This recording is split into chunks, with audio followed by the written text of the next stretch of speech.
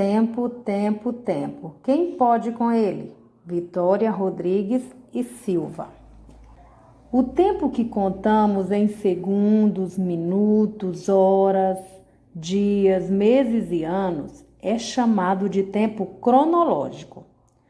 Cronos é uma palavra de origem grega e significa tempo. É dela que derivam várias palavras relacionadas com tempo, como cronologia e cronograma. Tempo cronológico é o tempo que se sucede, segundo após segundo, minuto após minuto, hora após hora, dia após dia, mês após mês, ano após ano. Atualmente, o tempo cronológico pode ser contado com grande precisão. Podemos contar o tempo por meio de calendários, relógios e cronômetros. A escolha do instrumento para contar o tempo depende de sua extensão. Um relógio serve para contar segundos, minutos e horas. Um calendário serve para contar dias, semanas, meses e anos. E um cronômetro é usado para medir tempos bem curtos, como os que formam os segundos. As crianças, em geral, não usam relógios, mas muitos adultos regulam seus afazeres diários consultando constantemente os seus.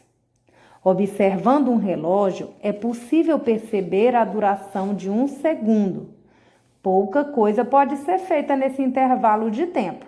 Em compensação, ao longo de uma hora ou de um dia, é possível fazer muitas atividades. Sem um cronômetro, a percepção dessas pequenas medidas de tempo é quase imperceptível, mas um segundo pode fazer muita diferença.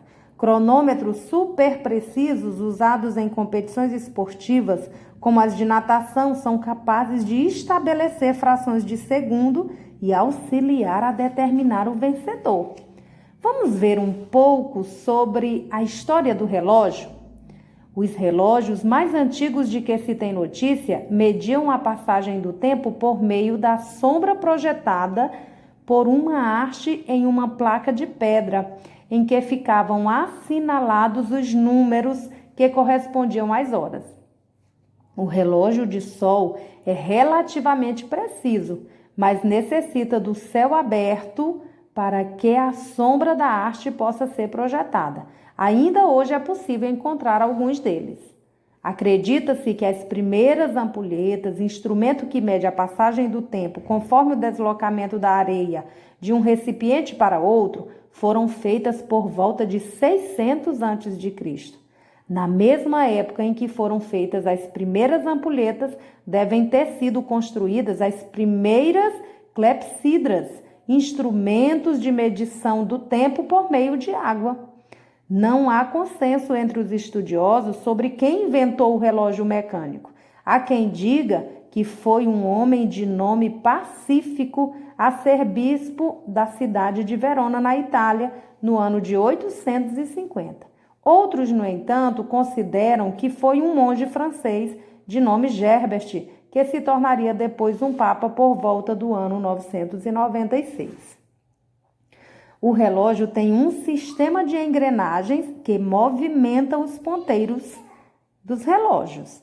A invenção do relógio mecânico favoreceu a multiplicação do número de relógios que até então eram raros. O primeiro relógio de bolso surgiu na cidade alemã de Nuremberg em 1595, feito por Pedro Ellen. Bem mais tarde, por volta do ano 1900, surgiram os relógios de pulso, que inicialmente eram usados pelas mulheres.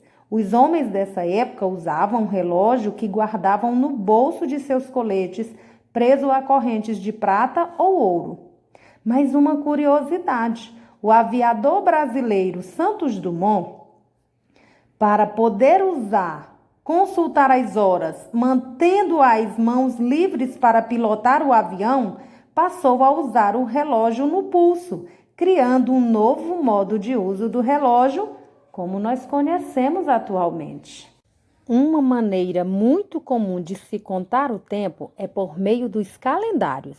Geralmente, eles são organizados por semana.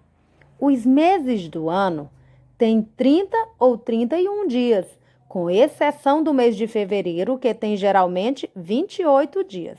A cada 4 anos, fevereiro tem um dia a mais e o ano 366 dias. Numa linha do tempo, a sequência está assim: antes de nascer, depois do nascimento, antes de ler e depois de aprender a ler. Na linha do tempo de um dia, nós temos a organização das atividades por hora: acordar, escovar os dentes, tomar café da manhã, ir para a escola, participar do recreio com os amigos, voltar da escola para casa, almoçar, realizar atividades, encontrar com os amigos, jantar e dormir. Uma linha do tempo pode representar um único dia ou mesmo uma única hora. Se o que se pretende representar são os fatos da vida, durante o dia, a linha indicará horas, desde que levantamos até o momento em que vamos dormir.